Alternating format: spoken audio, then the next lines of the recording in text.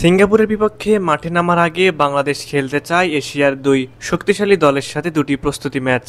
প্রতিপক্ষ হিসেবে বাফুফে পেতে চায় শক্তিশালী দুইটি দল। জানলে অবাক হবেন যে সেই দল দুইটি এশিয়ার বর্তমানে সেরা দল। এশিয়ার অঞ্চল থেকে তারা প্রায় প্রতিটি আসরেই বিশ্বকাপ খেলার সুযোগ পায়। এই দুই শক্তিশালী দলের বিপক্ষে খেললে নিঃসন্দেহে বাংলাদেশের প্রস্তুতি ম্যাচ অনেক ভালোভাবে সম্পন্ন হবে। কঠিন প্রতিপক্ষের বিপক্ষে খেলে ম্যাচের জন্য প্রস্তুত হতে চায় লাল সবুজ দল। সিঙ্গাপুরকে হারাতেই মূলত বাংলাদেশের এমন সিদ্ধান্ত। বাংলাদেশ ফুটবল কিন্তু এখন আর আগের জায়গাতে নেই। বাফুফের সভাপতি তাবিদ আওয়াল বাফুফের দায়িত্ব নেওয়ার পর থেকে দেশের ফুটবলের আমূল পরিবর্তনের চেষ্টা করছেন। সেই লক্ষ্যে এগিয়ে যাচ্ছে বাফুফে এবং দেশের ফুটবলও। আগামী জুনে সিঙ্গাপুরের বিপক্ষে খেলার আগে তারা চাইছে দুইটি প্রস্তুতি ম্যাচ খেলার জন্য। প্রিয় দর্শক, বাংলাদেশের প্রস্তুতি ম্যাচ কবে, কোথায় এবং কোন দলের বিপক্ষে হবে তাই জানাবো আজকের ভিডিওতে।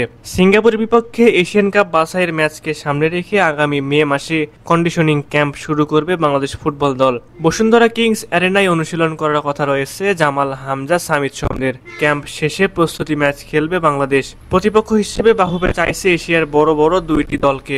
মূল দল না হলেও এশিয়া থেকে যেন দ্বিতীয় বিভাগের কোনো টিম খেলতে আসে বাংলাদেশে। প্রস্তুতি ম্যাচে বাংলাদেশের প্রতিপক্ষ কে হবে সেই দুই দল এখনো সেটি চূড়ান্ত করতে পারেনি বাফুফে। তবে গুঞ্জন রয়েছে এশিয়ার দুই শক্তিশালী দল চীন ও জাপানের সাথে ম্যাচ খেলতে চায় বাফুফে।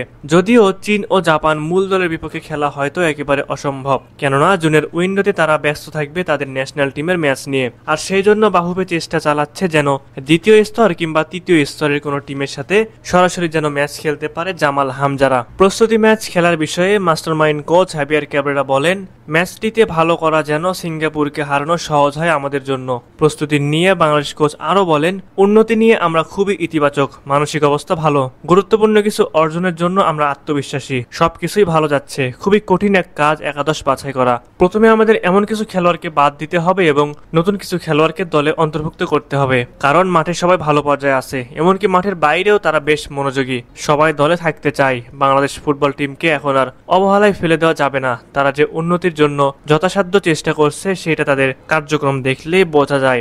বিশেষ করে হামজা চৌধুরী বাংলাদেশে আসায় বাংলাদেশের ফুটবলে ধারাবাহিকভাবে উন্নতির ছোঁয়া লক্ষ্য করা যাচ্ছে। হামজা, সামিদ, কিউবা, মিচেল তাদের সাথে জামাল, মোরসালিন একসাথে জাতীয় দলে খেললে শক্তি অনেকটাই বাড়বে, এমনটাই এক্সপেক্ট করেন দেশের সকল ফুটবল ফ্যানরা। হামজা যেহেতু ডিফেন্সিভ মিডফিল্ডার, তাই দলের রক্ষণটা অনেক গোছানো যাবে, পাশাপাশি অবশ্য আক্রমণ ভাগও ভালো হবে।